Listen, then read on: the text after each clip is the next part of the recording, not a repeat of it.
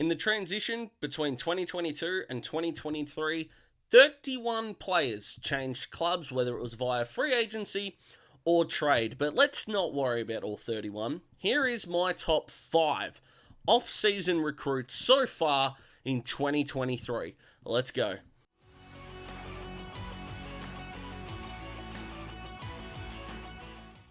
And if you're ready to kickstart your investment property journey, why don't you visit my sponsor for this video, Capital Edge Australia. More on them at the end of the video, but I do appreciate their support in the production of this video. So, you've already read the title, we've gone through the intro, but I just want to talk about the process because I feel like the top 4 especially were really easy. Now, I feel like the order is going to be a point of conversation here, of course, but I really struggled with number 5. 3 players really stood out. In my opinion, I think of someone like a Karl Amon. Now, I am a Hawthorn fan. I didn't want to be too biased here. He is one of those players that just makes the field bigger, opens up the ground. He takes on that kick on the 45 beautifully and does a really, really nice job. I also look at someone like Bobby Hill at Collingwood. His impact per possession is elite, and I love what he's brought to the Pies. And I also considered Luke Jackson for the number 5 role. Yes, his last month has been very good, and I want to introduce recency bias into this video. Has had some struggles, some good games, maybe consistency at a point in time might be his only weakness. But out of those 3, and really assessed what I was trying to do with this list, it seemed only fair to go with my number 5, Bobby Hill. Impact per possession for mine is the big factor in deciding this number, and Bobby is just off the charts. Collingwood fans love him. I love the move for the Pies, even though Jack Ginnivan had such a good year last year, as we all know. Jamie Elliott's still repeating his good form, Beau McCreary, and Bobby belongs in that group.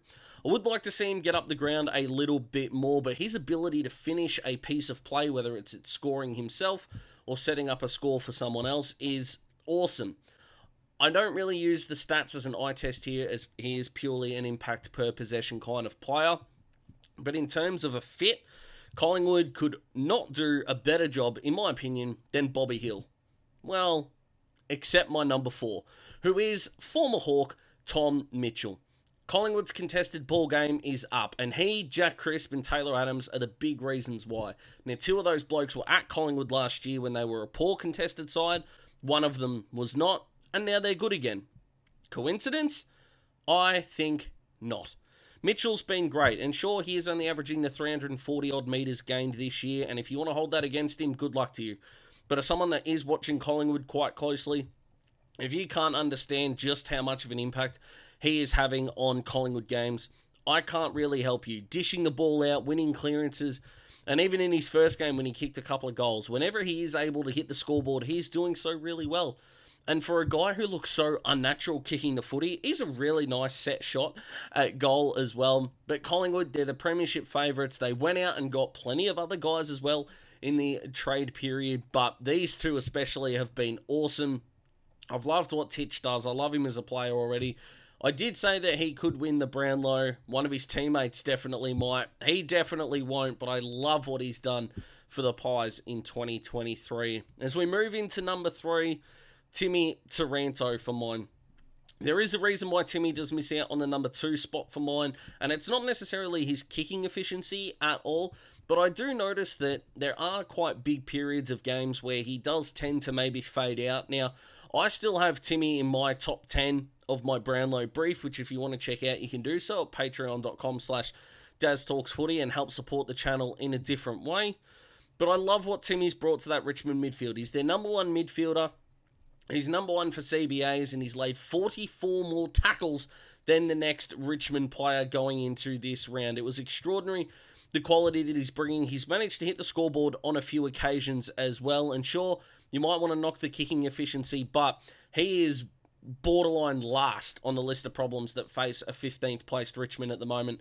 Love everything that he's done. Loved him at the Giants. There's a reason he won a best and fairest in the grand final season, and he's going to add to that and be a Jack Dyer medalist as well. Timmy Taranto at number 3 for me. Number 2, I'm going to go with Izak Rankine for the pure sense that, again, impact per possession does mean a lot when it came to putting this list together.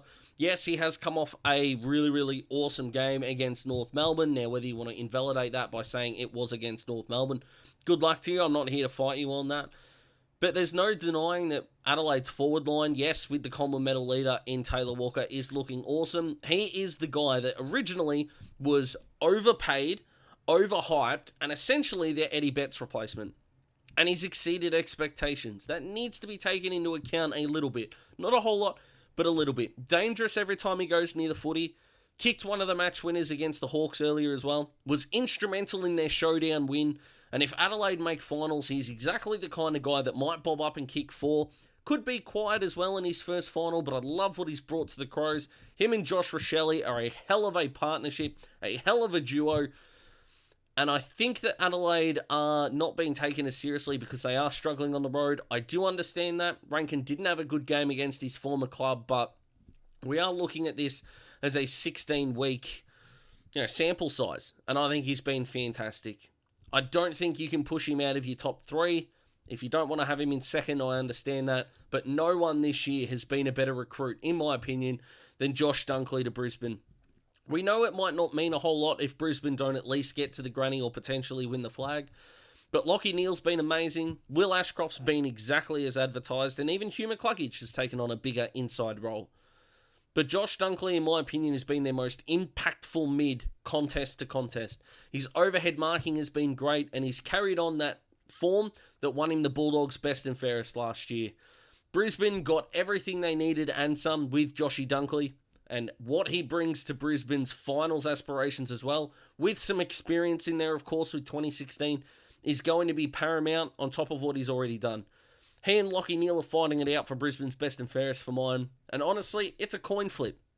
And if he does get up against the Eagles, well, he's firmly in that race. I think Lachie Neale might poll more Brownlow votes than him, but his performances can't go under the radar either. So that is my 5-4-3-2-1. Bobby Hill, Tom Mitchell, Timmy Taranto, Izak Rankine, Josh Dunkley. What do you think? Comment below, let me know. And just remember, keep it to guys that were traded or went to new clubs as free agents at the end of last year and will be golden. Explain your thoughts in the comments below. Click that subscribe button to get involved with the Daz Talks Footy family. I'm posting more polls and more things in the community tab as well, and you can only access those if you're a subscriber. And if you are ready to take the next step in your investment property journey, whether that is getting into the market or expanding an already made portfolio, you could visit capitaledgeaustralia.com.au and get involved with Jono and the team. They do a fantastic job in helping everyday Australians build their property wealth, and hopefully you are next on their client list. Have a great one, guys. I'll see you on Wednesday night.